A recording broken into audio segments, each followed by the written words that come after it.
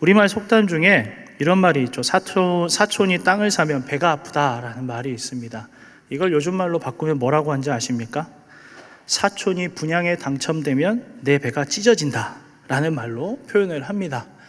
이게 무슨 말인지는 잘 아시죠? 남이 잘 되는 꼴을 못 보는 게 사람의 본디 심정입니다. 죄인된 사람들의 모습이죠. 근데 우리가 이 시대를 살아가면은 남들이 잘 되는 모습, 또 그런 소문을 자주 접하게 됩니다. 문자로 어디 아파트가 분양합니다, 지금이 마지막 기회입니다 라고 이렇게 문자가 오기도 하고, 또 중요한 광고가 오죠. 우리 권사님 집사님들이 가장 관심 많이 가지고 살아가신 것 중에 하나, 다이어트를 이렇게 하면 살이 많이 빠집니다, 이 약을 드셔보세요 라는 문자도 오고 광고도 오고. 세상은 뭔가 솔깃하고 쉽게 일들이 풀릴 수 있고 금방 해결될 것 같은 소식을 많이 접하고 그렇게 살아가는 사람들이 앞서가는 것 같고, 소위 말해서 많이 소유하고 높은 곳으로 가는 것처럼 보입니다. 근데 그런 세상에서 우리는 성도로 부름받은 존재이죠. 하나님 나라에 속한 자로 하나님이 정하신 법을 따라 살아야 되는 존재인데, 이 세상과 우리가 따라야 되는 법 사이에서 간극을 느낄 때가 참 많이 있습니다. 우리가 4월부터 새롭게 보는 이 신명기 본문도 비슷한 상황인데요. 40년 동안 광야의 생활 마지막 무렵에 여호수아의 인도로 이스라엘 백성이 이제 가나안 땅을 바라보면서 이 모세가 이 이스라엘의 지난 역사를 회고하면서 하나님이 베푸실 은혜, 베풀었던 은혜, 앞으로 또 그 가나안 땅에 들어가서 어떻게 살아야 되는지를 지금 구구절절 기록한 것이 신명기 오늘 본문입니다. 옛 세대는 사실 이제 40년 가나안의 그 시간 동안 죽었고, 그 안에서 태어난 이들이 이제 가나안을 점령해야 되는 시대를 마주하고 있는 것입니다.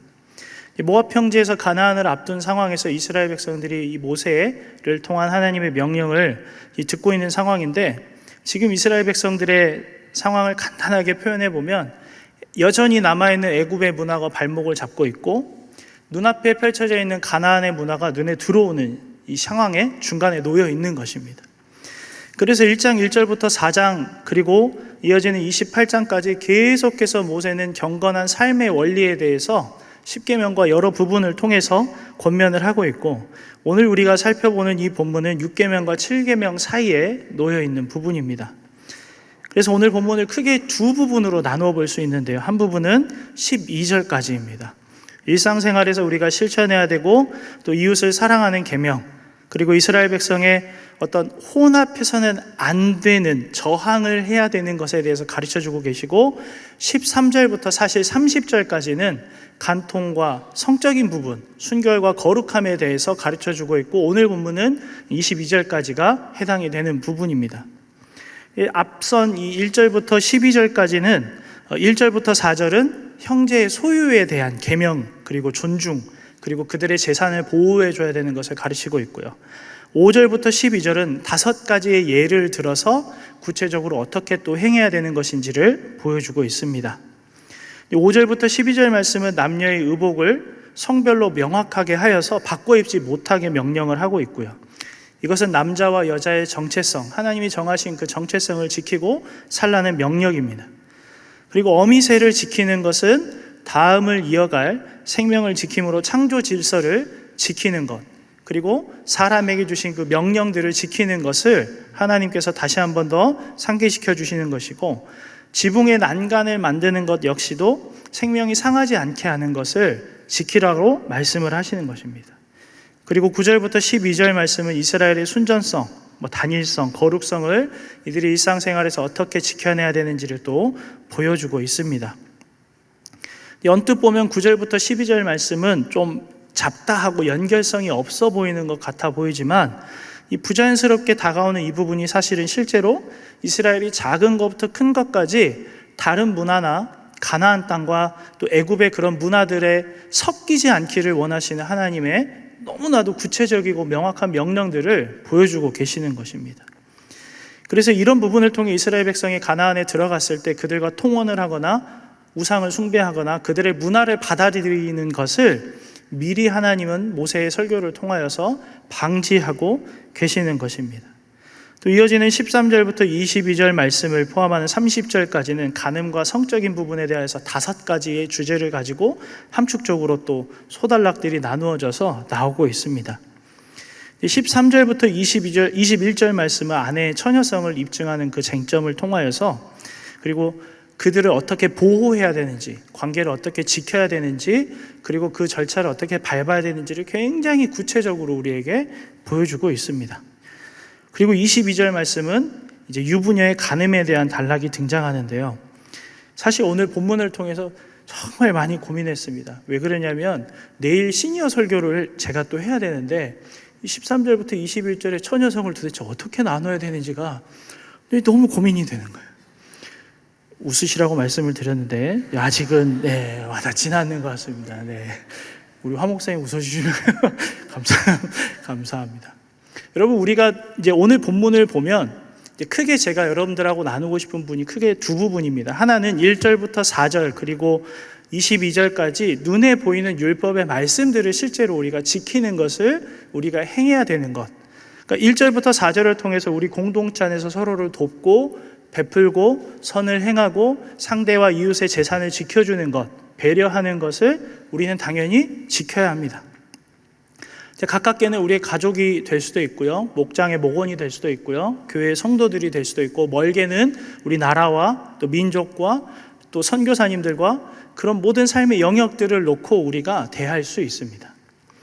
6절부터 8절의 생명을 중요하게 여기는 것들은 사실 우리가 우리 삶에 다가오는 생명들, 사람을 포함한 여러 살아있는 것들에 대해서 우리의 태도를 점검하셔야 됩니다.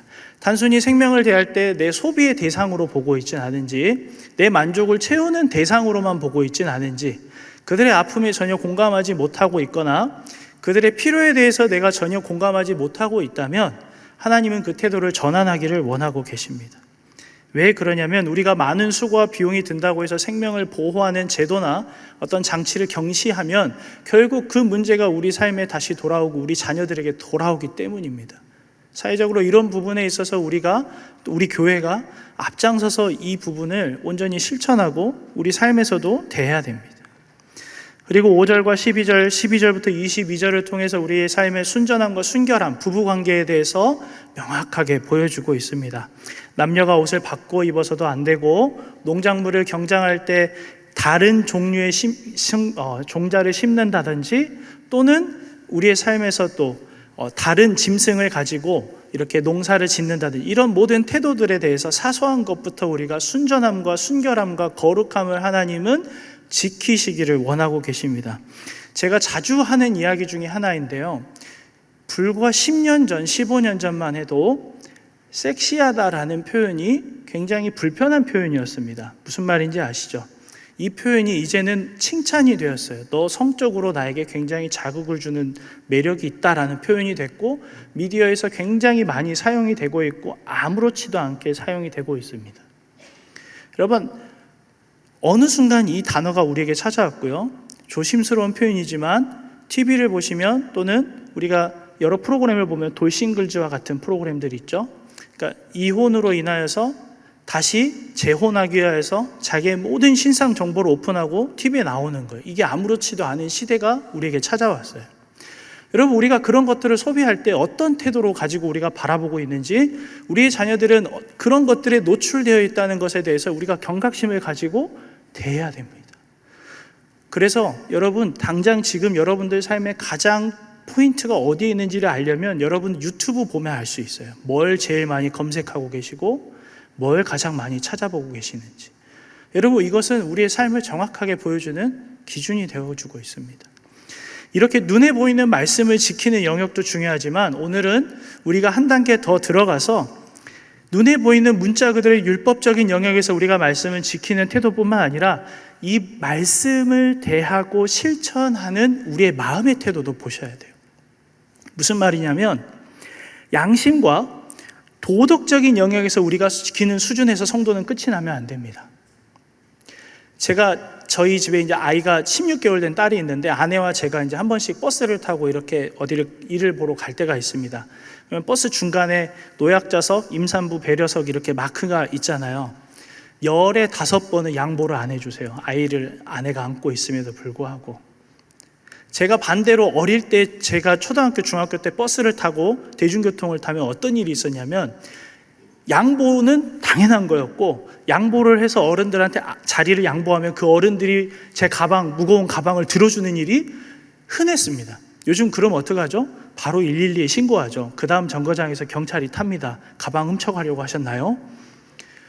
왜 이렇게 됐냐면 개인주의도 팽배했거니와 코로나라는 시간을 통해서 나를 지키기에 급급한 시간이 우리에게 다가온 거예요. 그 범주에 우리도 포함이 됩니다. 나를 지키는 게 굉장히 중요한 시간이 됐기 때문에 이 무장을 해제하는 게 너무 어려운 시간을 우리는 살아낼 수밖에 없었어요. 그래야지 내가 안전하기 때문입니다. 여러분, 우리는 그럼에도 불구하고 하나님이 어떻게 우리를 부르셨습니까? 그 안전을 지켜야 되는 영역에서 고리를 해체하고 더 나아가서 우리의 손길이 닿고 마음이 닿는 곳에 선을 베풀기를 하나님은 원하고 계십니다. 순전함과 순결함을 지키는 삶을 살기를 원하세요. 여러분, 우리가 도덕과 양심의 수준에서 살아간다면 세상 사람들과 사실 다를 바가 없습니다. 세상 사람들도 거짓말하면 안 되고 어려운 사람을 도와줘야 된다는 것 다 압니다. 그러나 우리는 어떤 존재이죠? 예수 그리스도로 말미암아 구원을 받았고 구원을 받은 이후에 여러 가지 변화가 있지만 그 중에 하나가 삶의 주인이 바뀌었다라는 것입니다. 우리가 남을 돕고 선을 베푸는 일에 있어서 여러 가지 불편함이 있을 수 있어요. 내가 손해보는 거 아닐까? 내가 이걸 베풀었을 때 과연 나한테 돌아오고 이 사람이 알아줄까? 내가 이걸 베풀므로 인해 거절당하지는 않을까? 또는 내가 이걸 베풀고 선을 지킴으로 인하여서 나는 저 사람들한테 손가락질 받지는 않을까? 이런 여러 가지 두려움이 우리에게 찾아올 수 있는데 그때 우리는 내 삶의 주인이 착각하고 있는 내가 주인인 상태인 겁니다. 여러분, 우리의 삶의 주인은 주님이시죠. 핏값을 치러 우리를 사신 주님이 나의 주인이 되셨기 때문에 삶에 가장 큰 변화가 일어났고 그 주인이 시키는 대로 우리는 행하며 살아야 되는 존재입니다. 예수님께서 이 땅에 오심으로 말미암아 가장 낮고 천한 곳에서 가장 낮고 천하게 죽으시고 부활하셨어요. 그리고 그 사실을 오늘도 우리에게 따르겠느냐라고 물어보고 계십니다. 여러분, 양심과 도덕적인 영역이 아니라 주인이 바뀜으로 말미암아 우리 삶의 주권을 주께 내어드림으로 말미암아 우리는 순전함과 순결함을 지키고 부부관계를 지키고 선을 베풀며 살아야 되는 것입니다. 양심과 도덕의 영역이 아닙니다. 우리는 세상과 같은 시간과 공간을 살아감에도 불구하고 성도라는 다른 차원의 시간을 살아가는 것이에요. 그래서 우리는 주님이 우리의 주인 되셨고 주인이 시키는 대로 우리는 행하는 것이며 이후에 어떤 결과가 찾아오건 그건 주님의 몫인 거예요. 우리는 그저 선을 베푸는 것이 우리의 몫입니다. 왜 그렇습니까? 예수님께서 산상수훈을 통해 우리를 이렇게 부르셨어요. 너희는 세상의 소금이니 소금이 만일 그 맛을 잃으면 무엇으로 짜게 하리요? 후에는 아무 쓸데없어 다만 밖에 버려져 사람에게 밟힐 뿐이라. 너희는 세상의 빛이라.